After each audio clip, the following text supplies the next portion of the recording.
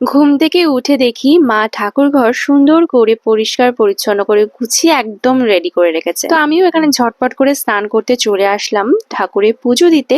আজকে হচ্ছে শ্রাবণ মাসের ৩য় সোমবার। মা তো সবকিছু গুছিয়ে একদম হাতের সামনেই রেখেছিল। তো আমি এখানে যে ঠাকুরকে স্নান করাবো সেই জলটাই আর কি তৈরি করে নিচ্ছিলাম। ডাবের জলও ছিল, কিন্তু সব একসঙ্গে মিশিয়ে নিলাম। আর তারপরে আমি এখন শিব ঠাকুরকে একটু দই, মধু আর একটু ঘি দিয়ে ভালো করে মাখিয়ে তারপরে কিন্তু আমি মনের মতন করে পুজোটা দিয়ে নিলাম। আর তারপর দেখো একটু গপুকেও আমি একটু ঘি, মধু, একটু দই, দুধ এগুলো দিয়ে একটু স্নান করিয়ে দিয়েছিলাম। সামনেই তো রাখি পূর্ণিমা, তো আমি তো তখন থাকবো না, রাখি পরাতে পারবো না, তাই আমি রাখিটা কিন্তু আজকেই পরিয়ে দিয়েছিলাম গপুকে। আর আজকে মা আবার এদিকে দেখো তালের বড়াও করছিল। তো সব মিলিয়ে মিশিয়ে কিন্তু খুব ভালো করে কিন্তু আজকে পুজোটা আমি দিয়ে দিলাম।